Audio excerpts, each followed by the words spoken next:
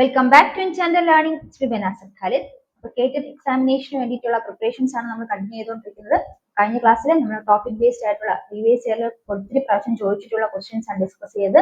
അപ്പൊ നമ്മൾ ഇന്ന് അതിന്റെ അടുത്ത പോർഷൻസ്, അടുത്ത ടോപ്പിക്കിൽ ഏതൊക്കെ ക്വസ്റ്റ്യൻസ് ആണ്, ഏതൊക്കെ റിലേറ്റഡ് ഫാക്ട്സ് ആണ് മനസ്സിലാക്കിയെന്ന് പഠിക്കാൻ പോകുന്നത്. അപ്പൊ തീർച്ചയായും ഈ ക്ലാസ് ഉപയോഗപ്പെടുത്താം. ക്ലാസ് കഴിഞ്ഞ ക്ലാസ്സുകളൊന്നും കണ്ടിട്ടില്ലാത്തവരാണെങ്കിൽ തീർച്ചയായും ഈ ക്ലാസ്സുകളൊന്ന് മനസ്സിലാക്കി വെക്കാം. എന്നിട്ട് ഈ പോർഷൻസും കൂടെ പഠിച്ചു പോകാം. അപ്പൊ നമുക്ക് ക്വസ്റ്റ്യൻസിലേക്ക് കടക്കാം.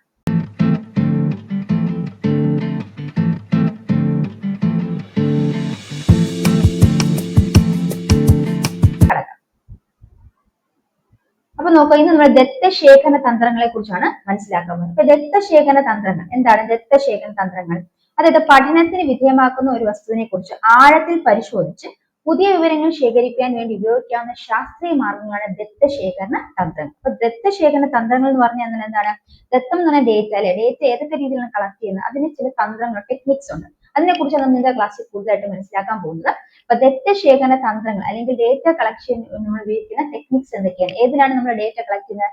പഠനത്തിന് വിധേയമാക്കുന്ന ഏതെങ്കിലും ഒരു വസ്തുവിനെ കുറിച്ച് അല്ലെങ്കിൽ എന്തെങ്കിലും ഒരു കാര്യത്തെ കുറിച്ച് നമ്മൾ പഠനത്തിന് വിധേയമാക്കുകയാണെങ്കിൽ, ആ ഒരു കാര്യത്തെ പഠനത്തിന് വിധേയമാക്കുകയാണെങ്കിൽ അതിനെ ആഴത്തിൽ പരിശോധിച്ച് അതിന്റെ പുതിയ വിവരങ്ങൾ ശേഖരിക്കാൻ വേണ്ടി നമ്മൾ പല ശാസ്ത്രീയമായ മാർഗങ്ങൾ ഉപയോഗിക്കുന്നു. അതിനെയാണ് ദത്തശേഖരണ തന്ത്രങ്ങൾ എന്നറിയപ്പെടുന്നത്. എന്താണ്? പഠനത്തെ വിധേയമാക്കുന്നതിനെ കുറിച്ച് ആഴത്തിൽ പരിശോധിച്ച് പുതിയ വിവരങ്ങൾ ശേഖരിക്കുവാൻ വേണ്ടി ഉപയോഗിക്കുന്ന ശാസ്ത്രീയ മാർഗങ്ങളാണ് ദത്തശേഖരണ തന്ത്രങ്ങൾ. അതെന്താണെന്ന് മനസ്സിലായല്ലോ. അപ്പൊ നമുക്ക് നോക്കാം ഏതൊക്കെയാണ് ആ ദത്തശേഖരണ തന്ത്രങ്ങൾ എന്ന് മനസ്സിലാക്കാം. അപ്പൊ നോക്കാം, ഒന്നാമത് പരിശോധന അല്ലെങ്കിൽ ടെസ്റ്റിംഗ്. ഒരു ദത്തശേഖരണ തന്ത്രമാണ് ഇത് പരിശോധന അല്ലെങ്കിൽ ടെസ്റ്റിംഗ് എന്ന് പറയുന്നത്. ഇനി രണ്ടാമത് മനസ്സിലാക്കേണ്ട അഭിമുഖം അല്ലെങ്കിൽ ഇന്റർവ്യൂ ആണ്. അഭിമുഖം അല്ലെങ്കിൽ ഇന്റർവ്യൂ എന്ന് പറയുന്നത് മറ്റൊരു ദത്തശേഖരണ തന്ത്രമാണ്. ഇനി സമൂഹവിധി അല്ലെങ്കിൽ സോഷ്യോമെട്രി, അതും ഒരു ദത്തശേഖരണ തന്ത്രമാണ്. ഇനി വിക്ഷേപണ തന്ത്രങ്ങൾ അല്ലെങ്കിൽ പ്രൊജക്റ്റീവ് ടെക്നിക്സ് എന്ന് പറയുന്ന ഒരു ദത്തശേഖരണ തന്ത്രങ്ങളാണ്. പരിശോധന, അഭിമുഖം, സമൂഹവിധി, വിക്ഷേപണ തന്ത്രങ്ങൾ അല്ലെങ്കിൽ testing, interview, sociometry, projective techniques എന്നിവയെല്ലാം ദത്തശേഖരണ തന്ത്രങ്ങളാണ്. അപ്പൊ ദത്തശേഖരണ തന്ത്രങ്ങൾ എന്താണെന്ന് മനസ്സിലായല്ലോ. ഇനി നമുക്ക് ഇതുമായി ബന്ധപ്പെട്ട ക്വസ്റ്റ്യൻസും അതുമായിട്ട് റിലേറ്റഡ് ഫാക്ട്സും കൂടെ നോക്കാം. അപ്പൊ നോക്കാം, സമൂഹമിതി അല്ലെങ്കിൽ സാമൂഹ്യ ബന്ധ പരിശോധന അല്ലെങ്കിൽ സോഷ്യോമെട്രി എന്ന മനഃശാസ്ത്ര പഠന തന്ത്രത്തിന്റെ ഉപജ്ഞാതാവ് ആര്? ഈ ഒരു ചോദ്യം ഒത്തിരി ക്വസ്റ്റ്യൻ പേപ്പറിൽ കേട്ടിട്ടായിട്ട് LPUP ആയിട്ട് ചോദിച്ചു കണ്ടിട്ടുണ്ട്.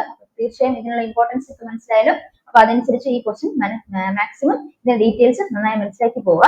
അപ്പൊ എന്താണ് സമൂഹവിധി അല്ലെങ്കിൽ സാമ്യ ബന്ധ പരിശോധന അല്ലെങ്കിൽ സമൂഹവിധി അല്ലെങ്കിൽ സാമൂഹ്യ ബന്ധ പരിശോധന അല്ലെങ്കിൽ എന്താണ് സോഷ്യോമെട്രി, ഇന്നത്തെ മനഃശാസ്ത്ര പഠന തന്ത്രമാണ് അല്ലെ. സമൂഹവിധി അല്ലെങ്കിൽ സാമൂഹ്യ ബന്ധ പരിശോധന അല്ലെങ്കിൽ സോഷ്യോമെട്രി എന്ന് പറയുന്ന ഒരു മനഃശാസ്ത്ര പഠന തന്ത്രമാണ്. ഈ മനഃശാസ്ത്ര പഠന തന്ത്രത്തിന്റെ ഉപജ്ഞാതാവ് ആരെന്നാണ് ചോദ്യം.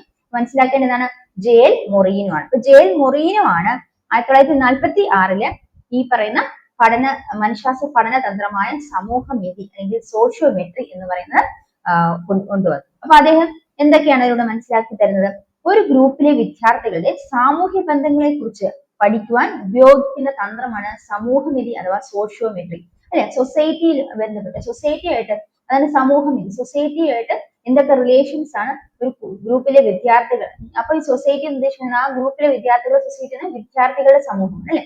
അപ്പൊ ഒരു കുട്ടികളാണെങ്കിൽ അവർ വിദ്യാർത്ഥി സമൂഹമാണ്. അപ്പൊ വിദ്യാർത്ഥികൾക്കുള്ളിൽ ആ ഒരു സൊസൈറ്റിക്കുള്ളിൽ നടക്കുന്ന അല്ലെങ്കിൽ അവരുടെ ഗ്രൂപ്പിൽ നടക്കുന്ന പ്രശ്നങ്ങൾ അല്ലെങ്കിൽ അതിനെക്കുറിച്ച് പഠിക്കുവാൻ, ആ ബന്ധങ്ങളെ റിലേഷൻസിനെ കുറിച്ചൊക്കെ പഠിക്കാൻ ഉപയോഗിക്കുന്ന ഒരു തന്ത്രമാണ് സമൂഹവിധി അല്ലെങ്കിൽ സോഷ്യോമെട്രി. എന്താണ്? ഒരു ഗ്രൂപ്പിലെ വിദ്യാർത്ഥികളുടെ സാമൂഹ്യ ബന്ധങ്ങളെ കുറിച്ച് പഠിക്കാൻ ഉപയോഗിക്കുന്ന തന്ത്രമാണ് സമൂഹവിധി അഥവാ സോഷ്യോമെട്രി. ഇനി ഒരു ഗ്രൂപ്പിലെ അംഗങ്ങൾക്കിടയിലെ സ്വീകരണ തിരസ്കരണ പ്രവണത അളക്കുവാൻ ആണ് ഈ രീതി ഉപയോഗപ്പെടുത്തുന്നത്. ഒരു ഗ്രൂപ്പിലെ അംഗങ്ങൾ ഏതൊക്കെ കാര്യങ്ങൾ സ്വീകരിക്കുന്നു, എന്തൊക്കെയാണ് അവർ തിരസ്കരിക്കുന്നത്, ഈ അവരുടെ തിരസ്കരണ സ്വീകരണ പ്രവണതയൊക്കെ അളക്കാനാണ് ഈ വിധി പ്രധാനമായിട്ടും ഉപയോഗപ്പെടുത്തുന്നത്. ഒരു ക്ലാസ്സിലെ കുട്ടികളോട് അവരെ പരസ്പരം ബന്ധിപ്പിക്കുന്ന തരത്തിലൊരു ചോദ്യം ചോദിക്കുന്നതിലൂടെ കിട്ടുന്ന വിവരങ്ങൾ രേഖപ്പെടുത്തി അതിന്റെ സമൂഹാലേഖം അഥവാ സോഷ്യോഗ്രാം ചിത്രീകരിച്ച് ആ ഗ്രൂപ്പിലുള്ള അംഗങ്ങളുടെ പരസ്പര ബന്ധം മനസ്സിലാക്കാൻ ഉപയോഗപ്പെടുത്തും. അപ്പൊ എന്താണ് സമൂഹവിധിയിൽ ചെയ്യുന്നത്? ഒരു ക്ലാസ്സിലെ കുട്ടികളോട് അവരെ പരസ്പരം ബന്ധിപ്പിക്കുന്ന തരത്തിലൊരു ചോദ്യം ചോദിക്കും. ആ ഒരു ചോദ്യം ചോദിക്കുന്ന രീതിയിൽ കിട്ടുന്ന വിവരങ്ങൾ എന്ത് ചെയ്യുന്നു? രേഖപ്പെടുത്തി വെക്കുന്നു. അതിനെ സമൂഹാലേഖൻ അല്ലെങ്കിൽ എന്താണ് സോഷ്യോഗ്രാം, സമൂഹാലേഖൻ അല്ലെങ്കിൽ സോഷ്യോഗ്രാം എന്ന് ചിത്രീകരിച്ച് ആ ഗ്രൂപ്പിലെ അംഗങ്ങളുടെ പരസ്പര ബന്ധം മനസ്സിലാക്കാൻ ഉപയോഗപ്പെടുത്തും. അപ്പൊ ഗ്രൂപ്പിലെ കുട്ടികൾ പരസ്പരം എങ്ങനെ ബന്ധപ്പെട്ടിരിക്കും, അവർക്കിടയിൽ ഒരു ചോദ്യം ചോദിച്ച് അവരെ പരസ്പരം ബന്ധിപ്പിക്കുന്ന രീതിയിൽ ചോദ്യമായിരിക്കും ചോദിക്കുന്നത്. അതിന് കിട്ടുന്ന വിവരങ്ങളൊക്കെ ഒരു സോഷ്യോഗ്രാമിൽ രേഖപ്പെടുത്തുന്നു. എന്നിട്ട് ഗ്രൂപ്പിലെ കുട്ടികളുടെ പരസ്പര ബന്ധം മനസ്സിലാക്കാൻ ഇവ ഉപയോഗപ്പെടുത്തും. അതാണ് സമൂഹവിധി അല്ലെങ്കിൽ സോഷ്യോമെട്രിയിൽ പ്രധാനമായും ചെയ്യുന്ന കാര്യം. അപ്പൊ എന്താണ് സമൂഹമിതി അല്ലെങ്കിൽ സാമൂഹ്യ ബന്ധ പരിശോധന സോഷ്യോമെട്രി എന്ന് പറയുന്നത് അതൊരു മനഃശാസ്ത്ര പഠന തന്ത്രമാണ്. ഇനി അതിന്റെ ഉപജ്ഞാതാവാരാണ്? ജെഎൽ മൊറീനോ ആണ്. ഇനി അവിടെ എന്താണ് മനസ്സിലാക്കേണ്ടത്? ഒരു ഗ്രൂപ്പിലെ വിദ്യാർത്ഥികളുടെ സാമൂഹ്യ ബന്ധങ്ങളെ കുറിച്ച് പഠിക്കാൻ ഉപയോഗിക്കുന്ന തന്ത്രമാണ് സമൂഹമിതി അല്ലെങ്കിൽ സോഷ്യോമെട്രി. അപ്പൊ നമ്മൾ മനസ്സിലാക്കിയ കാര്യങ്ങൾ ഇപ്പൊ നിങ്ങൾക്ക് എങ്ങനെയൊക്കെ ചോദ്യങ്ങൾ ചോദിക്കാം? ഒരു ഗ്രൂപ്പിലെ വിദ്യാർത്ഥികളുടെ സാമൂഹ്യ ബന്ധങ്ങളെ കുറിച്ച് പഠിക്കാൻ ഉപയോഗിക്കുന്ന തന്ത്രം ഏതാണ്? സമൂഹമിതി അല്ലെങ്കിൽ സോഷ്യോമെട്രി. ഇനി ഗ്രൂപ്പിലെ അംഗങ്ങൾക്കിടയിലെ സ്വീകരണ തിരസ്കരണ പ്രവണത അളക്കാൻ ഉപയോഗിക്കുന്ന രീതി ഏതാണ് എന്ന് ചോദിച്ചാൽ എന്തിനാണ്? സമൂഹമിതി അല്ലെങ്കിൽ സോഷ്യോമെട്രിയാണ്. ഇനി കുട്ടികൾക്കിടയിലെ പരസ്പര ബന്ധം മനസ്സിലാക്കാൻ ഉപയോഗപ്പെടുത്തുന്ന മനഃശാസ്ത്ര തന്ത്രം ഏതാണെന്ന് ചോദിച്ചാൽ അതും സോഷ്യോമെട്രി അല്ലെങ്കിൽ സമൂഹമിതിയാണെന്ന് മനസ്സിലാക്കി വെക്കാം. ഇത്രയും പോയിന്റ്സ് ക്ലിയർ ആയെന്ന് വിശ്വസിക്കുന്നു. ഇനി ഇത്തരത്തിലെ ചോദ്യങ്ങൾ രേഖപ്പെടുത്തുന്ന വിവരങ്ങൾ രേഖപ്പെടുത്തി സൂക്ഷിക്കുന്ന സമൂഹ ലേഖം അല്ലെങ്കിൽ സോഷ്യോഗ്രാം ആണെന്ന് കൂടെ മനസ്സിലാക്കി വെക്കാം. പഠിച്ചോദ്യം നോക്കാം.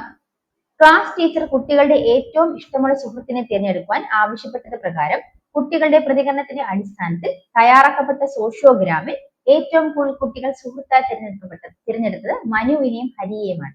അവർ ആ ക്ലാസ്സിലെ ഏത് വിഭാഗത്തിൽ പെടുന്നു? നമ്മൾ നേരത്തെ പറഞ്ഞു കുട്ടികൾ തമ്മിലുള്ള പരസ്പര ബന്ധം മനസ്സിലാക്കുന്നതിന് വേണ്ടിയിട്ട് നമ്മൾ അവരെ ബന്ധപ്പെടുത്തുന്ന രീതിയിലൊരു ചോദ്യം ചോദിക്കുന്നു.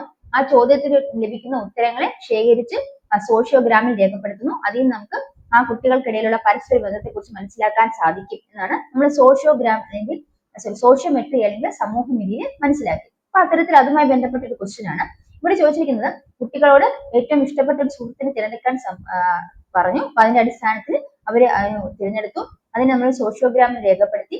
അപ്പൊ നമ്മൾ ഏറ്റവും കൂടുതൽ കുട്ടികളെ സുഹൃത്തുക്കളായി തിരഞ്ഞെടുത്തത് മനുവിനെയും ഹരിയെയും. എങ്കിൽ ഇവർ ഏത് വിഭാഗത്തിൽ പെടുന്നു എന്നാണ് ചോദ്യം. അപ്പൊ നമ്മൾ മനസ്സിലാക്കേണ്ടത് ഇവരെ താരങ്ങൾ അഥവാ സ്റ്റാർസ് എന്നാണ് അറിയുന്നത്. എന്താണ് കാരണം? ഇവിടെ സമൂഹവിധി എന്ന് പറഞ്ഞ മനഃശാസ്ത്ര പഠന തന്ത്രം ഉപയോഗിച്ച് നമ്മൾ സോഷ്യോഗ്രാം തയ്യാറാക്കി. ആ സോഷ്യോഗ്രാമിൽ നിന്ന് മനസ്സിലാക്കിയത് ഈ ക്ലാസ്സിലെ എല്ലാവരും തിരഞ്ഞെടുക്കപ്പെട്ട കുട്ടികൾ എന്നറിയപ്പെടുന്നത് താരങ്ങൾ അഥവാ സ്റ്റാർസ് എന്നാണ്. അപ്പൊ മനുവും ഹരിയുമാണ് എല്ലാവരും തിരഞ്ഞെടുക്കപ്പെട്ട കുട്ടികൾ. അതുകൊണ്ട് അവരെ എന്ത് പേരിൽ അറിയപ്പെട്ടു? താരങ്ങൾ സ്റ്റാർസ് എന്ന് അറിയപ്പെട്ടു. ഇനി നോക്കാം. രണ്ടോ അതിലധികം കുട്ടികൾ പരസ്പരം അംഗീകരിച്ചവരായിരിക്കും. രണ്ടോ അതിലധികം കുട്ടികൾ അവരെ പരസ്പരം അങ്ങോട്ടും ഇങ്ങോട്ടും അംഗീകരിച്ചവരായിരിക്കും. അത്തരത്തിലുള്ള ഒരു ബന്ധം ആ ഗ്രൂപ്പിൽ തന്നെ നിലനിൽക്കും. അവരെ എന്ത് പേരിൽ അറിയപ്പെടുന്നു? ക്ലിക്കുകൾ അല്ലെങ്കിൽ ക്ലിക്സ് എന്ന് അറിയപ്പെടുന്നു. അപ്പൊ പരസ്പരം അംഗീകരിച്ച രണ്ടോ അതിലധികം കുട്ടികൾ ഒരു ഗ്രൂപ്പിൽ ഉണ്ടെങ്കിൽ അവർക്കിടയിലെ ബന്ധം ആ ഒരു ബന്ധം ആ ഗ്രൂപ്പിൽ തന്നെ നിലനിൽക്കും. അത്തരം കുട്ടികളെ അല്ലെങ്കിൽ ക്ലിക്കുകൾ അല്ലെങ്കിൽ ക്ലിക്സ് എന്നാണ് വിളിക്കുന്നത്. അടുത്ത നോക്കാം. രണ്ടു കുട്ടികൾ മാത്രം പരസ്പരം അങ്ങോട്ടും ഇങ്ങോട്ടും അംഗീകരിക്കുന്നു. അപ്പൊ അവര് പരസ്പരം അങ്ങോട്ടും ഇങ്ങോട്ടും മാത്രം രണ്ടു കുട്ടികൾ അംഗീകരിക്കുന്നുവെങ്കിൽ അവരെ ദ്വന്ദ്ങ്ങൾ അല്ലെങ്കിൽ മ്യൂച്വൽസ് എന്നാണ് അറിയപ്പെടുന്നത്. ഇനി ക്ലാസ്സിലെ ആരാലും തിരഞ്ഞെടുക്കപ്പെടാത്ത കുട്ടികളെ എന്ത് പേരിൽ അറിയപ്പെടുന്നു? ഏകാംഗികൾ അല്ലെങ്കിൽ ഐസൊലേറ്റ്സ് എന്നും അറിയപ്പെടുന്നു. അപ്പൊ ഇവിടെ നമ്മള് സോഷ്യോഗ്രാമിലൂടെ എന്ത് മനസ്സിലാക്കി? കുട്ടികളുടെ പരസ്പര ബന്ധത്തെ മനസ്സിലാക്കി അല്ലെ? ക്ലാസ്സിലെ എല്ലാ കുട്ടികളായും തിരഞ്ഞെടുക്കപ്പെട്ട കുട്ടികളെ താരങ്ങൾ സ്റ്റാർസ് എന്നറിയപ്പെടുന്നു. ഇനി പരസ്പരം രണ്ടോ അതിലധികം കുട്ടികൾ പരസ്പര ഗ്രൂപ്പിൽ അവര് എന്താണ് അംഗീകരിച്ച് പോവുകയാണെങ്കിൽ, രണ്ടോ അതിലധികം കുട്ടികളാണ് പരസ്പരം അംഗീകരിച്ചു പോകുന്നതെങ്കിൽ അവരുടെ ബന്ധം ആ ഗ്രൂപ്പിൽ തന്നെ നിലനിൽക്കുമെന്നും ആ ഗ്രൂപ്പിലുള്ള കുട്ടികളെ ക്ലിക്കുകൾ അല്ലെങ്കിൽ ക്ലിക്സ് എന്നറിയപ്പെടുന്നു. ഇനി രണ്ട് കുട്ടികൾ മാത്രം പരസ്പരം അങ്ങോട്ടും ഇങ്ങോട്ടും അംഗീകരിക്കുന്നതിൽ അവർ ദ്വന്ദ്ങ്ങൾ അല്ലെങ്കിൽ മ്യൂച്വൽസ് എന്നറിയപ്പെടുന്നു. മനസ്സിലാക്കി. ഈ ക്ലാസ്സിൽ ആരാലും തിരഞ്ഞെടുക്കപ്പെടാത്ത കുട്ടികളെ എന്ത് വിളിച്ചു? ഏകാഗ്രി അല്ലെങ്കിൽ ഐസൊലേറ്റ്സ് എന്ന് വിളിച്ചു. അപ്പൊ ഇത്രയും ക്വസ്റ്റ്യൻസ് ഈ ബന്ധപ്പെട്ട കാര്യങ്ങൾ മനസ്സിലാക്കിയല്ലോ. അപ്പൊ ഇത്തരത്തിലുള്ള ചോദ്യങ്ങളാണ് പരീക്ഷയ്ക്ക് വരാൻ സാധ്യതയുള്ളത്. തീർച്ചയായും ഈ കാര്യങ്ങൾ മനസ്സിലാക്കി വയ്ക്കും. അപ്പൊ നമ്മള് രണ്ട് ക്വസ്റ്റ്യൻസ് ആണെന്ന് മനസ്സിലാക്കിയത്. വളരെ കുറച്ച് പോയിന്റ്സ് ആണ് നമ്മൾ മനസ്സിലാക്കിയത്. അപ്പൊ ഇതിന്റെ ലോങ് ക്ലാസ് ഉടനെ തന്നെ നിങ്ങൾക്ക് പ്രതീക്ഷിക്കാവുന്നതാണ്. അപ്പൊ ഈ ക്ലാസ്സിന് മാക്സിമം ഫാക്ട്സ് ഉൾക്കൊണ്ട് തന്നെ പഠിക്കുക. അടുത്ത ക്ലാസ്സിനെ വെയിറ്റ് ചെയ്യുക. Bye from me. Thank you.